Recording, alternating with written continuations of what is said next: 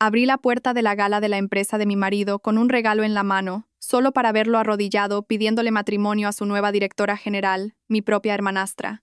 ¿Dejarías a mi pobre y frígida esposa para casarte conmigo?, preguntó. Todos se rieron. Entonces mi hermanastra dijo que sí. Así que me di la vuelta. Cancelé discretamente cada pago, fiesta y viaje, y retiré mi 90% de las acciones de la compañía, valoradas en 357 millones de euros. Minutos después, mi teléfono se iluminó con 156 llamadas perdidas. Hola a todos. Gracias por estar aquí conmigo hoy. Antes de empezar mi historia, me encantaría saber desde qué ciudad nos acompañáis. No dudéis en compartirlo en los comentarios. Poneos cómodos. Quizás preparaos una taza de té o una infusión. Tengo la sensación de que esta va a ser una larga conversación. ¿Conocéis esa sensación cuando entras en una habitación y simplemente sabes que algo va mal? No es algo que puedas ver o tocar. Se palpa en el aire. Una carga estática que te eriza el vello de los brazos, como la calma tensa que precede a una tormenta devastadora, o ese sexto sentido del que siempre presumía la abuela. Eso fue exactamente lo que me golpeó, como una fuerza física, en el segundo en que mis tacones resonaron contra el suelo de mármol del gran salón real del Casino de Madrid. Antes incluso de salir del piso esa noche, algo no encajaba. Me quedé de pie frente al espejo de mi vestidor, un espacio en el que Maximiliano había insistido, lleno de ropa que rara vez usaba. Había elegido un sencillo y elegante traje de chaqueta azul marino. Poderosa pero discreta. Esa era yo. Yo era los cimientos, las vigas de acero ocultas tras la bonita fachada. Me puse los pendientes de diamantes que Maximiliano me había regalado por nuestro 5º aniversario. Recuerdo aquella noche. Montó un gran espectáculo en un restaurante de lujo en el barrio de Salamanca, diciéndome que yo era la roca sobre la que se asentaba su éxito. Toqué uno de los fríos diamantes, una extraña sensación de ironía recorriéndome. Después de todo, hasta la roca más sólida puede hacerse añicos. El trayecto en Uber fue silencioso. Las luces de Madrid se desdibujaban tras la ventanilla, un río de oro blanco. Debería haber estado emocionada. Era la gala anual de Kaelus Tech Soluciones Tecnológicas. Mi empresa, la que había fundado en una oficina polvorienta y abarrotada, con muebles de segunda mano y un sueño alimentado por café tibio y una pequeña herencia de mi abuela. Por supuesto, para el mundo era la empresa de Maximiliano. Él era el rostro público, guapo y carismático. Yo era la genio solitaria, la programadora que prefería la lógica limpia de los algoritmos a la desordenada política de la sala de juntas. Era un papel que había aceptado, e incluso abrazado, durante años. Por él, por nosotros. Cuando llegué, el lugar resumaba dinero. Era casi vulgar. Lámparas de araña de cristal, cada una del tamaño de un coche pequeño, colgaban del techo como fuegos artificiales helados, esparciendo luz prismática por todas partes. Los suelos estaban tan pulidos que podías ver las líneas de cansancio alrededor de tus propios ojos en su reflejo. Este era el lujo obsceno que a Maximiliano le encantaba, del tipo que gritaba a los 4 vientos. ¿Tenemos más dinero que sentido común? Todo ello pagado por el trabajo silencioso e incansable del código que yo había escrito. Sostenía una pequeña caja de regalo elegantemente envuelta. Parecía ridículamente pequeña en la inmensidad de la sala. Dentro había un Patek Philippe Vintage de 1958. Un clásico, discreto, brillante, una obra maestra de la ingeniería. Era todo lo que yo admiraba. Maximiliano lo había mencionado de pasada hacía meses, señalándolo en alguna revista de lujo mientras esperábamos un vuelo en Barajas. Al día siguiente lo había olvidado, pero yo no. Eso es lo que hacen las buenas esposas, ¿no? Escuchamos. Recordamos los pequeños detalles. Movemos cielo y tierra para hacerlos realidad. El precio, bueno, digamos que podría haber financiado una startup prometedora durante un año. Era una gota en el océano para Kaelus Tech, pero un símbolo importante para mí. Un testimonio de una asociación en la que todavía, tontamente, creía. A medida que me abría paso entre la multitud, esa extraña sensación se intensificó. El aire estaba cargado de palabras no dichas. Las conversaciones se interrumpían y morían cuando me acercaba, solo para reavivarse en susurros excitados y apagados en el momento en que pasaba. Gente que conocía desde hacía años, esposas de miembros del consejo con las que había almorzado, me dedicaban una sonrisa rápida y tensa, desviando la mirada. Sus rostros estaban llenos de algo que al principio no pude identificar. Entonces lo entendí. Era lástima. Lástima. Es algo terrible y corrosivo de ver en los rostros de tus iguales. Te hace sentir pequeña y expuesta. Entonces empezaron las risas. No era el tintineo educado de la diversión alimentada por el champán. No, este era un sonido crudo, feo, gutural. El tipo de risa que sale del estómago, la que se alimenta del dolor de otra persona. Era el sonido que hace una turba. Era el sonido de mi vida implosionando. Y todos en esa sala tenían un asiento en primera fila. Mi corazón empezó a martillar contra mis costillas, un pájaro frenético atrapado en una jaula. Seguí el sonido, atraída hacia él como una polilla hacia una llama destructiva. Me llevó a un pequeño escenario en la parte delantera del salón, preparado para los discursos de la noche. Y fue entonces cuando lo vi, a mi marido durante 7 años, Maximiliano, luciendo como el apuesto director general, el hombre de la noche. Estaba arrodillado. Mi primer pensamiento, un fugaz y absurdo destello de negación, fue que se estaba atando el zapato. O quizás se le había caído un gemelo, pero no estaba mirando al suelo. Sostenía un micrófono en una mano y una pequeña caja de terciopelo en la otra. La caja estaba abierta, revelando un anillo de diamantes tan grande que parecía un trozo de hielo. Y miraba hacia arriba, con una expresión de adoración que no había visto en su rostro en años, a la nueva directora general de la empresa, una mujer que conocía demasiado bien, una mujer que había acechado en los márgenes de mi vida durante 2 décadas. Mi propia hermanastra Cassandra se había deslizado en mi vida cuando yo tenía 16 años, después de que mi padre se volviera a casar con su madre. Cassandra era toda ángulos afilados y una sonrisa depredadora, con un talento para encontrar tu mayor inseguridad y presionar sobre ella hasta que te rompías. Desde el primer día se había propuesto como misión quitarme todo lo que era mío. La atención de mi padre, mis amigos, mis pequeños triunfos de adolescente, parecía que finalmente estaba haciendo su jugada maestra. La voz de Maximiliano, amplificada por el sistema de sonido de última generación cuyo presupuesto yo había aprobado personalmente, retumbó por todo el salón. Cada palabra era una daga perfectamente elaborada, afilada durante meses de reuniones secretas y promesas susurradas, apuntando directamente a mi corazón. Cassandra dijo, su voz cargada de una falsa emoción teatral que me puso la piel de gallina. ¿Quieres casarte conmigo? Hizo una pausa, un maestro del espectáculo saboreando el momento, dejando que la multitud se aferrara a sus siguientes palabras mientras giraba la cabeza ligeramente, lo justo para asegurarse de que yo pudiera ver la sonrisa cruel que se dibujaba en sus labios. Estoy listo para dejar a mi pobre y fea esposa por ti, ahora mismo. La sala estalló. La risa fue un golpe físico, una fuerza conmocionadora que me dejó sin aire y provocó un rugido en mis oídos. Era un maremoto de humillación, y me estaba ahogando en él, asfixiándome bajo el peso de cientos de ojos burlones. Podía ver los móviles, un mar de ellos, en alto, sus pequeñas luces rojas de grabación parpadeando como malévolas luciérnagas, capturando mi ejecución pública para la eternidad. Mi hermanastra Cassandra miró a mi marido. Su sonrisa fue lo más terrible que había visto en mi vida. Era una sonrisa de puro y absoluto triunfo. La misma sonrisa que vi cuando convenció a mi padre de que yo había sido quien rompió el jarrón favorito de nuestra madre. Se inclinó hacia el micrófono que él le sostenía, su voz tan suave y dulce como el veneno. Sí, dijo, su voz resonando clara como una campana. Sí, quiero. El rugido que siguió fue ensordecedor. Vivas, silbidos, un aplauso atronador. Estaban de pie, celebrando como si acabaran de presenciar una boda real en lugar de la destrucción sistemática y brutal de mi vida. Maximiliano deslizó el anillo en su dedo, se levantó y la atrajo en un beso profundo y dramático, digno de una película de Hollywood. Alguien cerca de mí incluso vitoreó. Yo me quedé allí, paralizada, todavía sosteniendo ese estúpido y caro reloj en su estúpido y perfecto envoltorio, viendo a mi marido besar a mi hermanastra mientras cientos de personas, gente que había comido en mi mesa y me había sonreído a la cara, lo celebraban.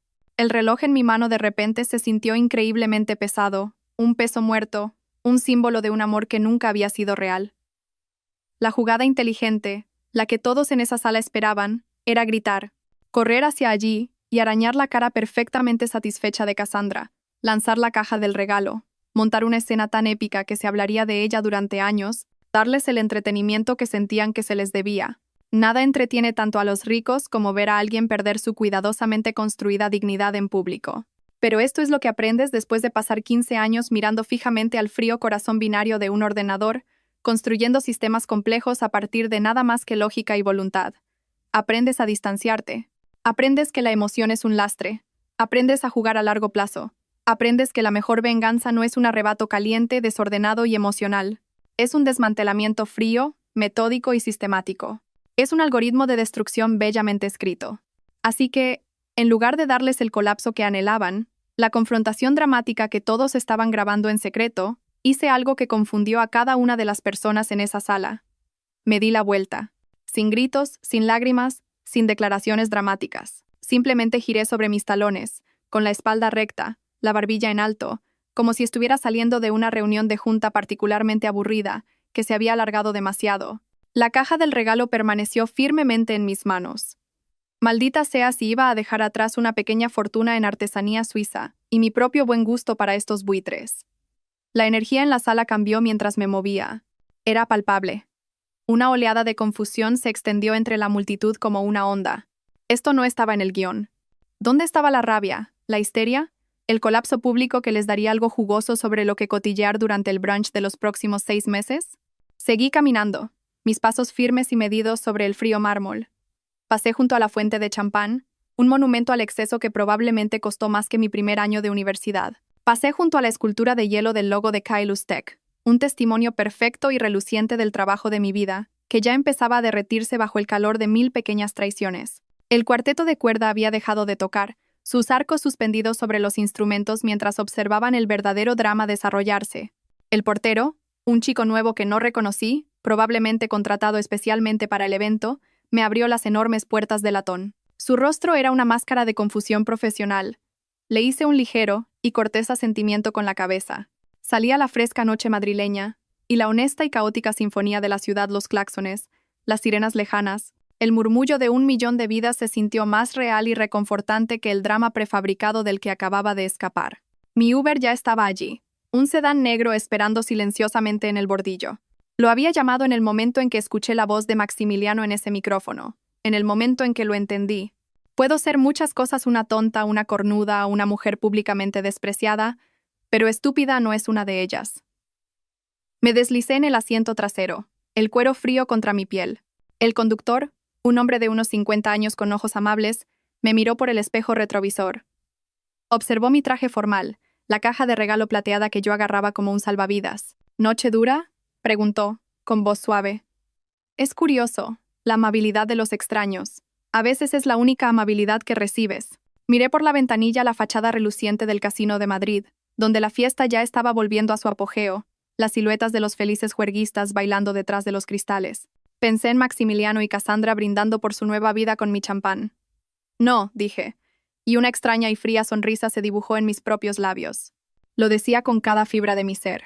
Está mejorando por momentos. Pensaban que habían ganado. Pensaban que se lo habían llevado todo. Los pobres e imbéciles desgraciados no tenían ni idea de lo que se les venía encima. La verdadera fiesta no había hecho más que empezar. Mi ático de lujo en la Castellana se sintió diferente cuando entré. Físicamente, por supuesto, todo era igual.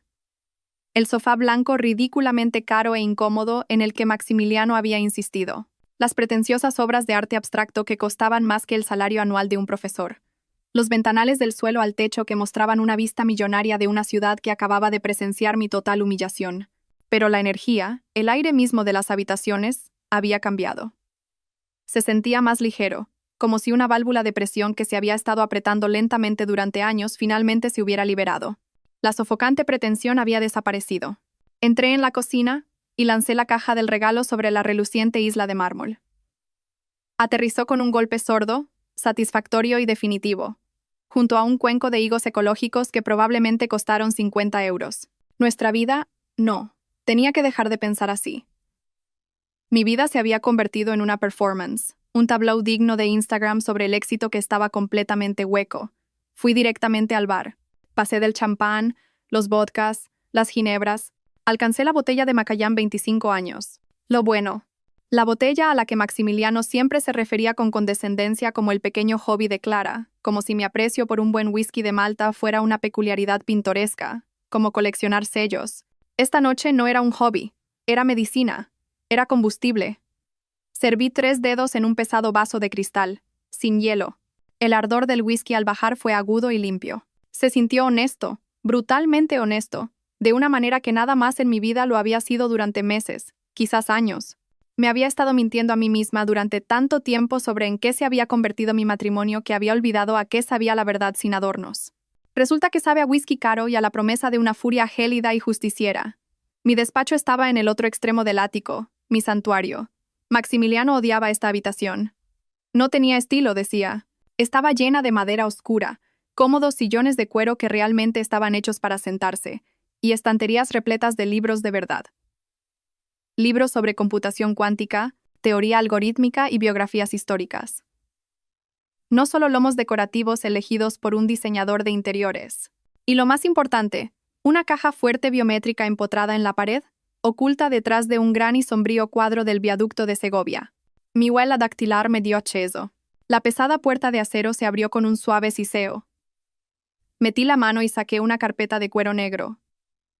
Se sentía fría y sólida en mis manos. La etiqueta, impresa con una rotuladora con mi propia letra pulcra y cuadrada, decía: Activos principales. Maximiliano se había reído de mí por guardar copias en papel de todo lo importante. ¿Quién necesita papel ya, Clara? Todo está en la nube, se había burlado. La mujer que diseñó y construyó la maldita arquitectura de la nube y conocía todas sus vulnerabilidades, esa es quién. La mujer que entendía que en un divorcio contencioso, los abogados y los jueces prefieren un rastro de papel tangible. La mujer que había visto cómo los almuerzos de negocios de su marido con su propia hermanastra se volvían más frecuentes y duraban mucho más de lo que cualquier negocio requería. Ella necesita papel. Extendí el contenido sobre la amplia extensión de mi escritorio de caoba. Cada documento era un ladrillo en los cimientos del imperio que yo había construido. Los papeles originales de constitución de Kaelus Tech Soluciones Tecnológicas, registrados hacía 7 años. Mi firma, audaz y clara.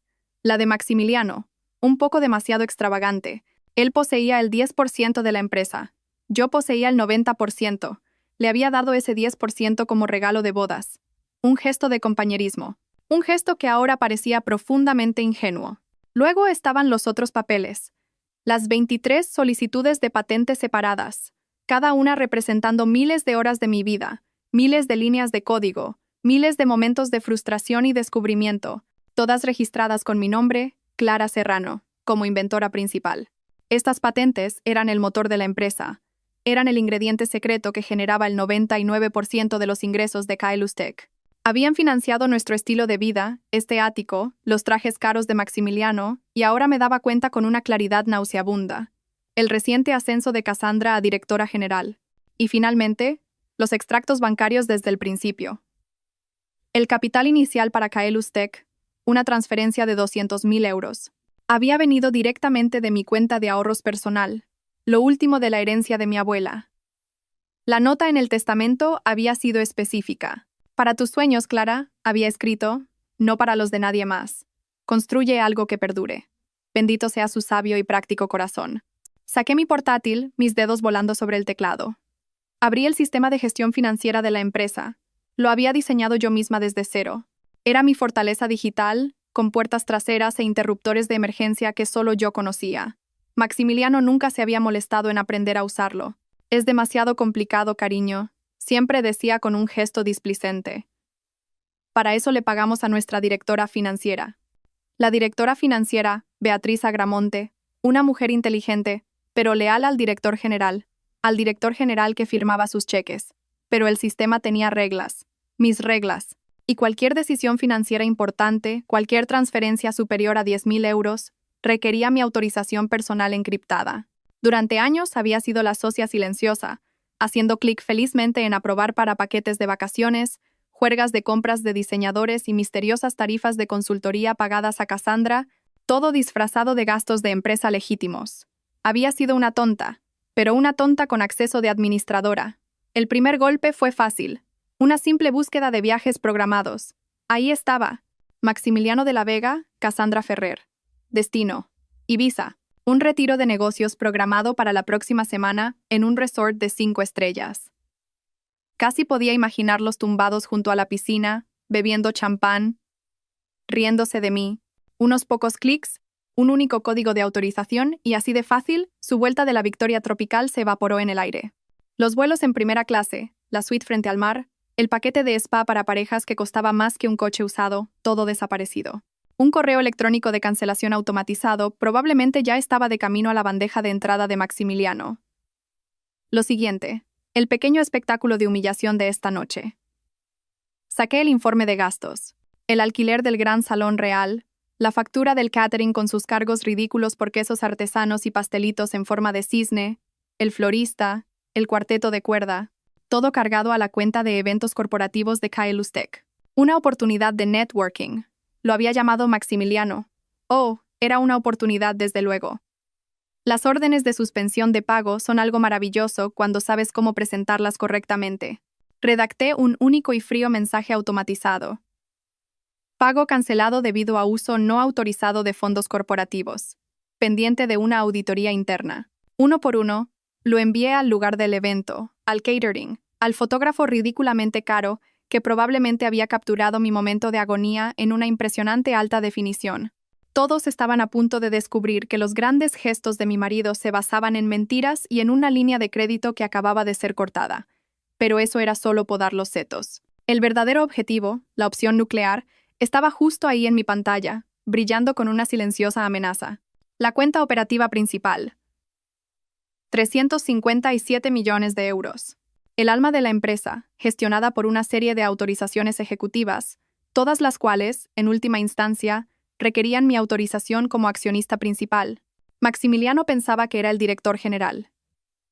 El consejo pensaba que era el director general. Diablos.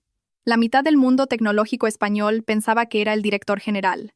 Pero ser la cara pública de una empresa y dirigirla de verdad son dos cosas muy diferentes. Y la diferencia, amigos míos, generalmente se mide en quién controla el dinero. Había incorporado múltiples sistemas de seguridad en el sistema hacía años. Soy una programadora paranoica por naturaleza. Siempre planifico para el peor de los casos. Cada decisión importante, cada transferencia significativa, requería mi firma digital usando una autenticación de 2 factores vinculada a una llave física que guardaba en mi caja fuerte. Era un sistema a prueba de balas, asumiendo que ambos ejecutivos operaban de buena fe. Esa suposición había sido un catastrófico error de juicio. El bloqueo del sistema tardó exactamente 30 segundos en implementarse. Apareció un cuadro de diálogo, uno que yo misma había diseñado. Decía, iniciar protocolo financiero de emergencia, es, dividido por n. Hice clic en sí. Apareció un segundo cuadro. Esto congelará todos los gastos salientes y requerirá autorización del accionista principal para su reversión. Confirmar. Mi dedo se cernía sobre el ratón. Este era el momento. El punto de no retorno. Pensé en las crueles palabras de Maximiliano. Pensé en la sonrisa triunfante de Cassandra. Pensé en las risas. Hice clic. Confirmado. Y así de simple, Kyle Lustek Soluciones Tecnológicas quedó financieramente paralizada. Sin transferencias, sin pagos, sin acceso a fondos operativos. Toda la maquinaria corporativa se detuvo con un chirrido, silenciada por un único y vengativo clic. Mi teléfono, que había dejado en el escritorio, empezó a vibrar casi de inmediato. No paró. Se iluminó como un árbol de Navidad desquiciado, vibrando violentamente contra la madera pulida. El nombre de Maximiliano apareció en la pantalla. Luego el de Cassandra. Luego el de nuestra directora financiera, Beatriz, su nombre apareciendo en un rojo frenético. Luego números que no reconocí, pero que probablemente podía adivinar que eran miembros del consejo muy enfadados y muy confundidos cuyas carteras estaban a punto de desplomarse. Cogí el teléfono, miré el caos que se desarrollaba en su pantalla y, con una sensación de profunda calma, lo apagué. Me serví otro whisky. Afuera, Madrid brillaba, ajena a todo. Habían cometido el crimen perfecto. Pensaban que me habían robado la vida, la dignidad y la confianza, todo mientras me hacían pagar por el privilegio, pero habían cometido un error crucial y fatal. Olvidaron que en los negocios, como en el código, la persona que construye el sistema es la única que realmente sabe cómo reducirlo todo a cenizas. Y yo no había hecho más que empezar. Me desperté al amanecer después de quizás 3 horas de sueño, sintiéndome más lúcida y viva que en años. La luz de la mañana que entraba por mis ventanales se sentía diferente, más limpia, como si la propia ciudad hubiera sido lavada de la suciedad de la noche anterior. Encendí mi teléfono. Era un apocalipsis digital. 156 llamadas perdidas. 283 mensajes de texto. El equivalente a una pequeña novela en mensajes de voz, primero de pánico, luego de ira y finalmente de súplica. Los ignoré todos y fui a prepararme un café. No el pretencioso café de origen único y artesanal en el que Maximiliano insistía, sino café de verdad, el buen tueste oscuro de toda la vida que podía despertar a los muertos y no requería una disertación para describir su perfil de sabor. La cocina se sentía enorme y benditamente silenciosa. Sin el zumbido de una batidora preparando algún batido verde, sin notas pasivo-agresivas sobre a quién le tocaba comprar la ridículamente cara leche de almendras. Solo yo, mi café y el silencio profundamente satisfactorio de una vida que finalmente volvía a ser verdaderamente mía. Estaba a mitad de mi primera taza cuando sonó el interfono, un sonido discordante en la recién encontrada paz. Era Héctor, de la recepción. Su voz estaba teñida de la neutralidad profesional de un hombre que ha visto todo tipo de dramas de gente rica imaginables. Buenos días, Sra. Serrano.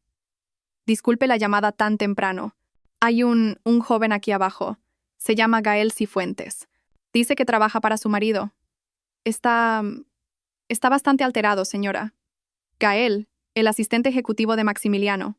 Un buen chico, inteligente, ambicioso, recién salido de la escuela de negocios, con una montaña de préstamos estudiantiles. Simplemente había atado su carro a la estrella equivocada. Sentí una punzada de simpatía por él. Era solo un daño colateral en una guerra que ni siquiera sabía que se estaba librando. Hazle subir, Héctor. Gracias. Tuve el tiempo justo para ponerme una bata de seda antes de que Gael irrumpiera por mi puerta principal. Parecía un huracán de pánico y colonia barata. Su pelo, normalmente inmaculado, estaba hecho un desastre, su corbata estaba torcida y agarraba su vaso de Starbucks con los nudillos blancos como si fuera un salvavidas. Sra. Serrano, gracias a Dios que está aquí, balbuceó, las palabras atropellándose en una carrera frenética. Ha habido algún tipo de fallo técnico masivo. Un fallo en cascada de los sistemas, creo. Las cuentas están todas congeladas. La nómina internacional de la oficina de Londres vence en 2 horas, y no podemos procesarla. La reunión de inversores de esta mañana se canceló porque la reserva de la sala de conferencias no se procesó y la American Express corporativa de Maximiliano fue rechazada en Starbucks. En Starbucks es Ray Serrano. Y está completamente fuera de sí porque la tarjeta de Cassandra también fue rechazada, y su viaje al Caribe se canceló, y ha estado al teléfono con el banco, y dicen que es un problema de autorización interna y... Gael, lo interrumpí, levantando una mano. Mi voz era tranquila, en marcado contraste con su histeria. Respira. Aspiró una temblorosa bocanada de aire, sus ojos muy abiertos con la esperanza desesperada de alguien que busca un salvador. ¿Puede arreglarlo? Maximiliano dijo que probablemente era solo un problema del servidor, algo con el cortafuegos que usted diseñó. Dijo que usted construyó todos los sistemas, así que era la única que podía solucionarlo. ¿Te ha enviado Maximiliano, Gael? Pregunté, mi voz aún suave. Se desinfló un poco, bajando la mirada a sus zapatos. Sí, señora. Dijo que querría saber sobre los problemas técnicos de inmediato para proteger la empresa. ¿Problemas técnicos? Eso era para reírse. Todavía pensaba que esto era un error en el sistema, no una función trabajando exactamente como estaba previsto. Había pasado tantos años haciéndose pasar por el rey que había olvidado quién había construido realmente el castillo y tenía todas las llaves. Gael, dije, mi voz volviéndose un poco más firme. ¿Estuviste en la fiesta anoche? Su rostro pasó por unas 6 emociones diferentes en el lapso de 2 segundos. Confusión, reconocimiento incipiente, vergüenza aguda y, finalmente, una comprensión enferma y horrorizada que me hizo sentir genuinamente lástima por él. Asintió, su mirada fija en el suelo de mármol. Ya veo. Me di la vuelta y me dirigí a mi escritorio. Cogí un sobremanila grueso que había preparado mientras él subía. Necesito que le entregues esto a Maximiliano. Tiene 24 horas para responder. Sin prórrogas, sin negociaciones. Dile que el reloj empezó a correr en el momento en que saliste por esta puerta. 24 horas. Gael cogió el sobre como si fuera radiactivo. ¿Qué le digo sobre las cuentas? ¿La nómina? ¿Las reuniones? Dile la verdad, dije, mirándolo directamente a los ojos, queriendo que entendiera la gravedad del mensaje que estaba a punto de entregar. Dile que no hay fallos técnicos. Dile que el sistema funciona perfectamente, exactamente como fue diseñado. Dile que a veces, cuando decides quemar un puente, descubres que estabas en el lado equivocado del río. Él solo parpadeó, la metáfora claramente sobrevolando su cabeza adormilada y falta de sueño. Sra. Serrano, yo no entiendo qué está pasando. Suspiré. Era un buen chico. Merecía algo mejor que trabajar para una serpiente como Maximiliano. Gael, ¿cuánto tiempo llevas trabajando para la empresa? 2 años, señora. Y en esos 2 años, ¿cuántas decisiones de negocio importantes, cuántos contratos de más de 1 millón de euros has visto firmar a Maximiliano sin mi autorización final? Lo pensó, su ceño fruncido en concentración. Prácticamente podía ver los engranajes girando en su cabeza mientras empezaba a conectar puntos que habían estado justo delante de él durante 2 años. La forma en que Maximiliano siempre decía, tengo que consultarlo con Clara. La forma en que mi firma digital era el último paso necesario en cada adquisición y asociación importante. Yo no creo haberlo visto nunca tomar una decisión importante sin su visto bueno final, señora. Eso es porque no puede, dije simplemente. Kaelus Tech no es su empresa, Gael. Nunca lo fue. Yo la fundé. Yo la financié. Mis patentes son su alma.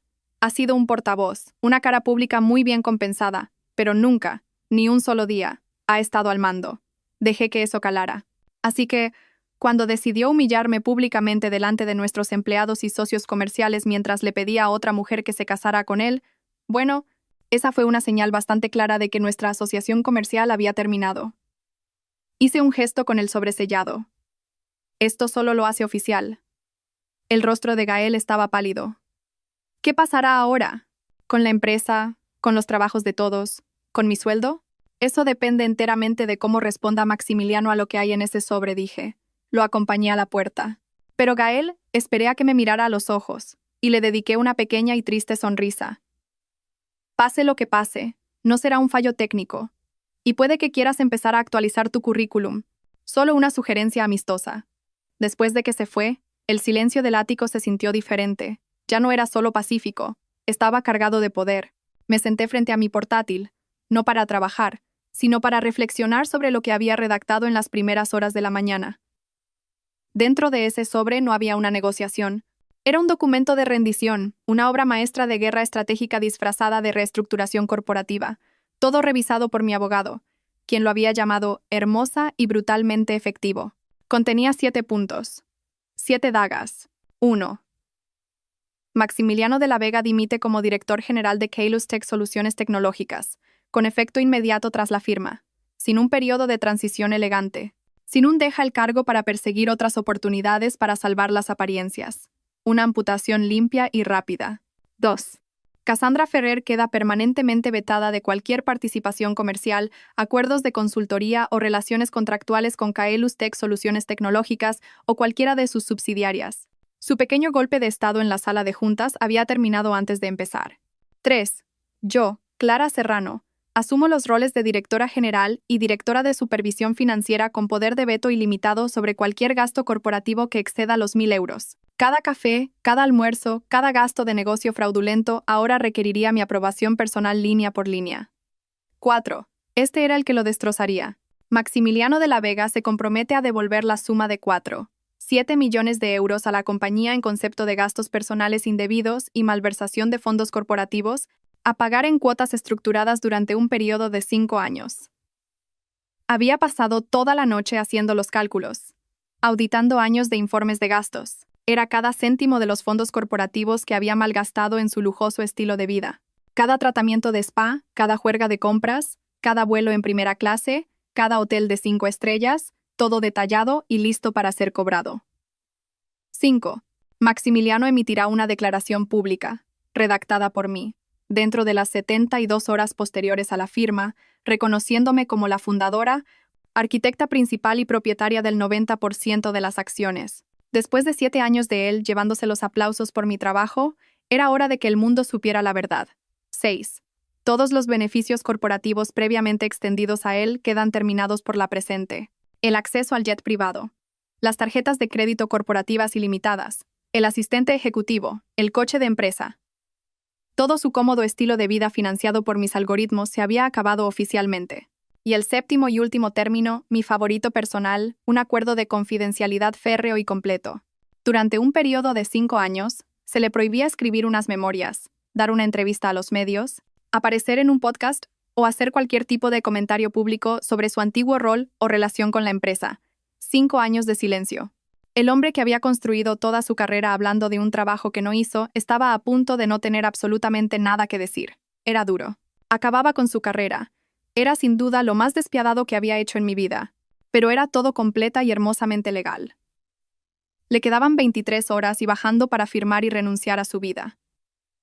Era hora de ver si era mejor en matemáticas que como marido.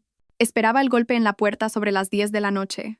Más o menos a esa hora, La tercera botella de vino habría hecho efecto, cuando la bravuconería se hubiera disuelto en puro pánico líquido. Esperó hasta las 11:30. Los golpes en mi puerta principal no eran el educado toque de un visitante. Eran los martillazos frenéticos y desesperados de un hombre que acaba de darse cuenta de que todo su mundo es un castillo de naipes y un huracán está soplando a través de él. Me tomé mi tiempo para llegar a la puerta, saboreando el pequeño y mezquino acto de hacerle esperar. Durante 7 años, él había ostentado todo el poder social, el reconocimiento público. Me había hecho sentir como un personaje secundario en la historia de mi propia vida. Esta noche, las tornas finalmente habían cambiado, y yo iba a disfrutar cada segundo viéndolo darse cuenta. Cuando abrí la puerta, su aspecto era casi patético. Parecía como si lo hubiera atropellado un tornado hecho enteramente de consecuencias. Su pelo perfectamente peinado era un desastre. Su traje caro estaba arrugado y manchado con algo que se parecía sospechosamente a vino tinto. Su cara, normalmente bronceada y segura, estaba pálida y surcada de lágrimas. Pero eran sus ojos los que contaban la verdadera historia. El brillo arrogante y seguro de sí mismo había desaparecido, reemplazado por la mirada salvaje y desesperada de un animal acorralado. Este era un hombre que había pasado las últimas 12 horas llamando a abogados, contables y a cualquiera que le cogiera el teléfono, solo para que le dijeran lo mismo una y otra vez. Estaba atrapado. «Por favor, Clara», susurró, su voz rota. «No puedes destruirnos así. Nosotros». La palabra se sentía extraña y absurda en mi boca. «Ya no hay un nosotros, Maximiliano. Tú y Cassandra lo dejasteis perfectamente claro en público anoche». Me hice a un lado y le dejé entrar. Un gesto silencioso y frío. Quería que lo viera todo una última vez. Este ático, esta vida de lujo obsceno, comprada con el dinero que yo había ganado escribiendo código en una habitación oscura mientras él estaba fuera, construyendo relaciones en almuerzos benéficos y hoteles de 5 estrellas. Tropezó hacia el salón y se desplomó en el sofá de cuero italiano que él había elegido. «No puedes hablar en serio sobre estos términos», dijo, su voz quebrándose de incredulidad. 7 millones, Clara. Es imposible. Es una locura. Nadie tiene esa cantidad de dinero. Fui al bar, me serví un whisky, el segundo de la noche, y me senté en el sillón frente a él, a una distancia segura. Gastaste 7 millones de euros del dinero de mi empresa, Maximiliano. Las matemáticas no son tan complicadas. Tengo los recibos. Nuestro dinero, corrigió automáticamente, un eco patético de su antigua arrogancia. El dinero de la empresa. Era para gastos de negocio, networking, construir la marca. ¿Es así como llamamos ahora a tu aventura con mi hermanastra? ¿Un gasto de negocio? ¿El anillo de diamantes era una partida que me perdí? Su rostro se arrugó como un trozo de papel. Los sollozos feos y entrecortados comenzaron entonces. El tipo de sollozos que ocurren cuando un hombre finalmente se da cuenta de que ha cometido un error tan monumental, tan catastrófico que no hay forma de arreglarlo, ni de volver atrás. ¿No se suponía que pasara así?, balbuceó entre sollozos. Cassandra y yo simplemente conectamos en esa conferencia en Marbella. Me hizo sentir visto poderoso. Como si fuera más que solo tu marido, el tipo en segundo plano. Eras más que solo mi marido, dije, mi voz peligrosamente tranquila, cortando su autocompasión. Eras mi socio, mi cofundador, la persona en la que confié la mitad del trabajo de mi vida. ¿Y lo tiraste todo por la borda? ¿Por qué? ¿Por una mujer que orquestó tu pedida de mano como un espectáculo de humillación pública? Muy romántico, Maximiliano. De muy buena clase. Fue idea de Cassandra. Gritó, las palabras saliendo de su boca en un torrente desesperado, como si confesarlo de alguna manera lo absolviera. Todo. Dijo que sería divertido, una forma de sacudir las cosas, de hacerte dar cuenta de cuánto me necesitabas. Dijo que lucharías por mí, que montarías una escena, y que eso demostraría cuánto te importaba. Ella lo planeó todo. Lo miré fijamente, mi rostro una máscara de piedra. Así que todo esto era una especie de prueba enferma y retorcida. Destruiste nuestro matrimonio, mi reputación, delante de 400 personas solo para ver si yo montaba un espectáculo para vuestro entretenimiento. No fue así. Fue exactamente así, Maximiliano. Lo corté inclinándome hacia adelante, mi voz bajando a un susurro helado. Tú y Cassandra convertisteis mi vida en una obra de arte escénica. Vosotros erais las estrellas, y yo era la tonta. Excepto que olvidasteis un pequeño y crucial detalle. La tonta para la que actuabais en realidad era dueña del teatro, de la productora y del guión. Me borrasteis con mi propio dinero. Usasteis mi trabajo para construir una plataforma para vuestro propio ego, y luego usasteis esa plataforma para intentar ejecutarme públicamente. Esto no es un error, Maximiliano. Es una estrategia. Y yo juego a la estrategia mejor que nadie que hayas conocido. Miró alrededor de la habitación entonces, sus ojos yendo del arte caro a las vistas panorámicas, como si lo estuviera viendo todo por última vez. Lo cual, por supuesto, era así. Los términos son irrazonables. Susurró, su voz pequeña y derrotada. El dinero, la declaración pública, la confidencialidad. Estás tratando de destruir todo mi futuro. No, dije, levantándome, señalando que esta conversación había terminado. No estoy destruyendo nada. Solo me estoy asegurando de que, por primera vez en tu vida, tu futuro se base enteramente en tu propio trabajo en lugar del mío. Un concepto novedoso, lo sé. Me miró entonces, un último y desesperado destello de astucia volviendo a sus ojos. Grabaste la pedida, ¿verdad? Vi a tu amiga con el móvil fuera. Ese vídeo, si sale a la luz, destruiría a Cassandra también. Sus inversores, su consejo, la crucificarían por la publicidad. Podrías usarlo como palanca. Podrías obligarla a ayudarme a pagar el acuerdo. Saqué mi teléfono. Efectivamente, le había pedido a una amiga entre la multitud que lo grabara todo. Encontré el archivo en mi galería. Reproduje unos segundos. La risa fea, sus crueles palabras amplificadas, la sonrisa triunfante y viciosa de Cassandra. Toda la sórdida escena en perfecta claridad de alta definición. Luego, mientras él miraba, con los ojos muy abiertos con una extraña y enferma esperanza, mi pulgar se movió deliberadamente sobre la pantalla. Presioné el botón de borrar. Apareció una pequeña ventana de confirmación. ¿Borrar este video? Esta acción no se puede deshacer. Presioné borrar. Luego, por si acaso, entré en mi copia de seguridad en la nube y lo borré permanentemente de allí también. ¿Qué estás haciendo? Jadeó lanzándose hacia adelante en el sofá como si de alguna manera pudiera meter la mano en el teléfono y salvar el archivo. ¿Esa era tu palanca, tu prueba? No necesito palanca, le dije, mi voz plana y final mientras guardaba el teléfono en mi bolsillo. Tengo algo mejor. Tengo escrituras de propiedad. Tengo registros de patentes. Tengo registros bancarios. Tengo 7 años de documentación que prueba exactamente quién construyó esta empresa y quién solo fingió dirigirla. Cassandra es un síntoma, Maximiliano, no la enfermedad. Vio una oportunidad y la aprovechó. Tú eres el que traicionó 7 años de asociación.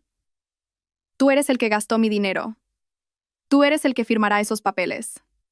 Se desmoronó entonces, verdadera y completamente. Sus hombros temblando con el tipo de sollozos profundos y desgarradores que provienen del fondo absoluto del alma de una persona, del lugar donde guardan sus peores errores y sus mayores arrepentimientos. Firmaré, susurró entre lágrimas, la lucha completamente desaparecida de él. Firmaré tus malditos papeles, pero me estás destruyendo, Clara. Lo sabes, ¿verdad? Toda mi vida se ha acabado.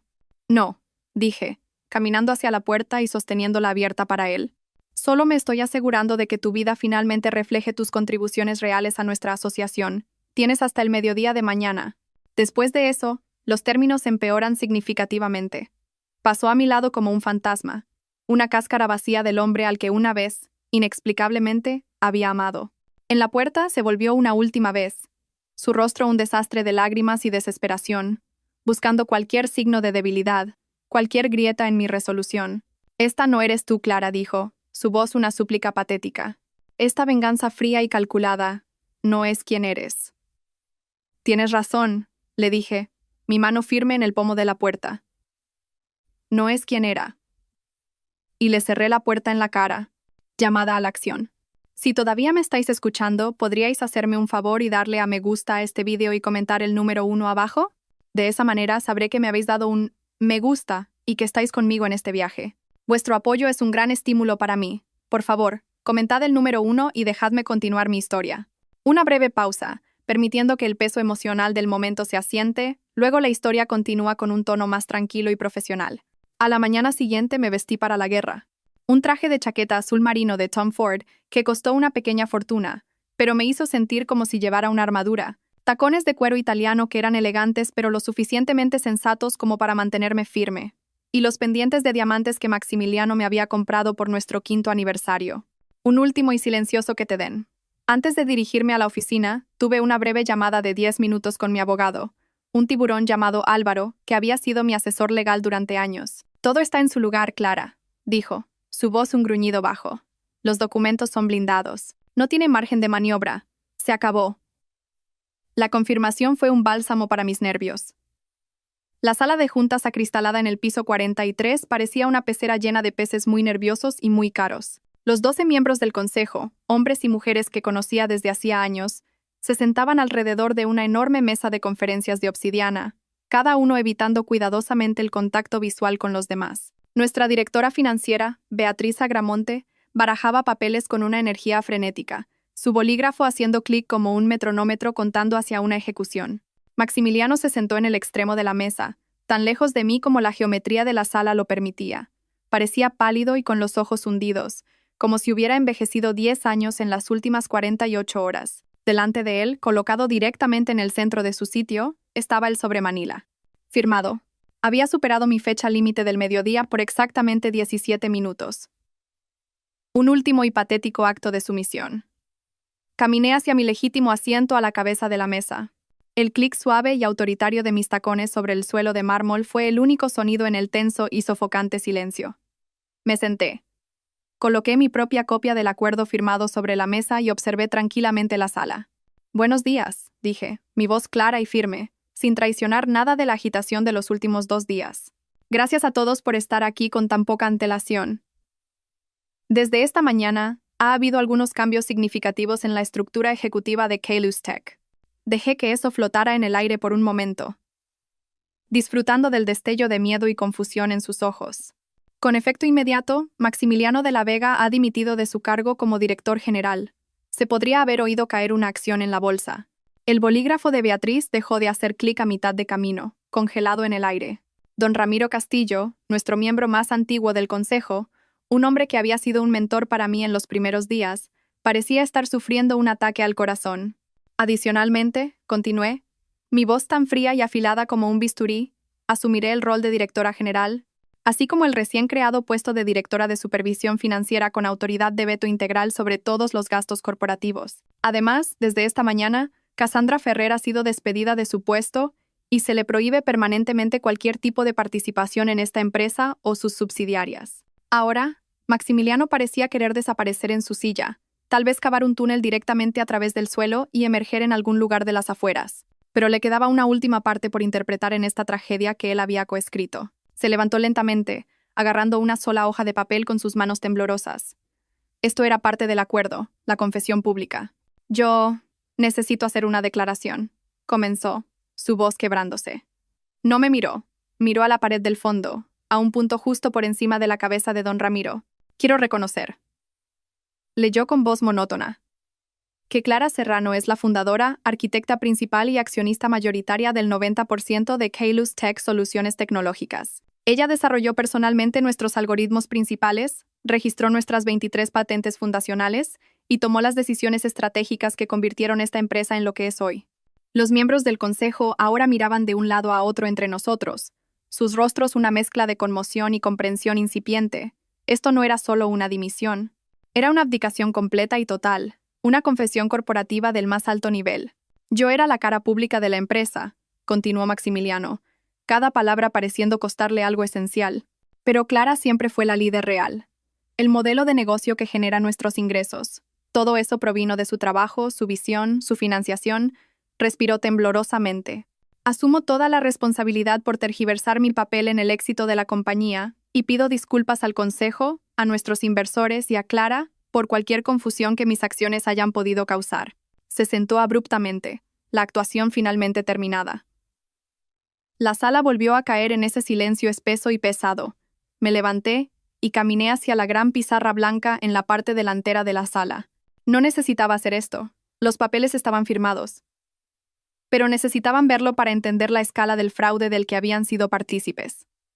Cogí un rotulador negro y escribí 4 líneas simples. Ingresos generados por patentes Serrano 7 años. 847 millones de euros. Gastos corporativos autorizados por M de la Vega 7 años. 7 millones de. Decisiones clave de negocio tomadas solo por M de la Vega. 0. Líneas de código escritas por M de la Vega. 0. Estos números, dije, volviéndome para enfrentar una sala llena de personas que finalmente entendían la verdad que habían pasado por alto durante años, son la base y la realidad de esta empresa. Maximiliano ha sido un excelente portavoz, pero nunca ha sido el director general. A partir de este momento, levanto el bloqueo financiero de emergencia. Todas las operaciones comerciales legítimas se reanudarán de inmediato. Todos los gastos frívolos serán terminados. pendientes de una auditoría completa. ¿Alguna pregunta? No hubo ninguna. El golpe de estado estaba completo. Mi victoria era absoluta. Pero mientras estaba allí, mirando la ciudad desde mi nueva posición a la cabeza de la mesa, no se sentía como una victoria. Simplemente se sentía necesario. 6 meses después, mi vida era un mundo diferente, un universo diferente, en realidad. Lo primero que hice fue vender el ático. Todo ese mármol y cristal frío se sentían como un mausoleo de una vida que ya no quería y de una mujer que ya no era. Me mudé a un piso más pequeño, aunque encantador, en Chamberí. Tenía una acogedora chimenea, estanterías rebosantes de libros y ventanas que realmente se abrían para dejar entrar el aire fresco. Mis vecinos eran profesores, artistas y médicos. Gente que tenía trabajos reales por sueldos honestos. A nadie le importaba que hubiera construido una empresa multimillonaria. Les importaba que sujetara la puerta del ascensor y no pusiera la música demasiado alta después de las 10 de la noche. Era maravillosamente, benditamente normal. Después de que la historia saliera a la luz, Forbes publicó un reportaje sobre mí, llamándome el genio silencioso detrás del éxito de Kailus Tech. Ese artículo me trajo una oferta inesperada del IE Business School para ser profesora invitada. 3 días a la semana me paraba frente a una sala llena de estudiantes de posgrado brillantes y ávidos que realmente querían aprender. No solo hacer contactos para conseguir financiación. Sentí que estaba contribuyendo a algo significativo de nuevo, no solo generando ingresos para gastos de estilo de vida.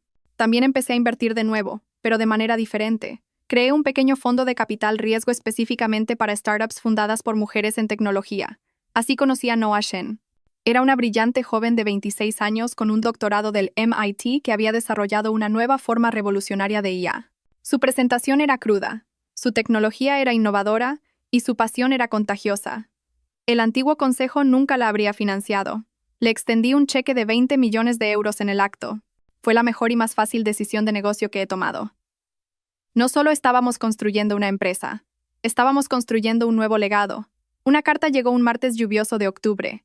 El sobre era sencillo, la letra desconocida. Era de Maximiliano. Se había mudado de vuelta a su ciudad natal en Ciudad Real, un lugar al que siempre había jurado que no volvería.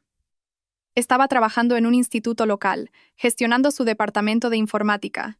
Un trabajo con un sueldo modesto y sin beneficios. Escribió que Cassandra lo había dejado el día que se finalizó el divorcio y se cortó su acceso a los últimos fondos que le quedaban. Le dijo que ya no era un activo en crecimiento. Dijo que estaba tomando clases por la noche para aprender a programar. Dijo que finalmente estaba aprendiendo la diferencia entre ser importante y ser útil. Intentaste enseñarme eso durante años, decía la última línea. Siento que haya tenido que perderlo todo para entender finalmente lo que querías decir. Doblé la carta con cuidado y la puse en una pequeña caja de madera donde guardo cosas de mi pasado. No olvidadas, pero terminadas. La guerra había terminado. Y para mi propia sorpresa, la paz tranquila que siguió se sintió infinitamente mejor que la emoción de la victoria. Mi vida era mía ahora, cada parte de ella medida no en precios de acciones o metros cuadrados, sino en logros genuinos y alegrías cotidianas y tranquilas. Algunas victorias no necesitan un público. Algunas victorias valen más que los aplausos. Son silenciosas, son personales y, finalmente, son pacíficas. Muchas gracias por escuchar mi historia. No fue fácil compartir todo eso, pero sentí que era importante. Si alguna vez habéis pasado por una traición, grande o pequeña, o habéis sentido que vuestras contribuciones eran invisibles, por favor, sabed que no estáis solos, y que vuestra fuerza es siempre mayor que vuestro dolor. Me encantaría conocer vuestros pensamientos, así que no dudéis en compartirlos en los comentarios de abajo. Y si mi historia ha resonado con vosotros, un me gusta y una suscripción al canal significarían el mundo para mí. Me hace saber que estamos construyendo una comunidad aquí. Cuidaos mucho y cuidad de los demás. Hablamos pronto.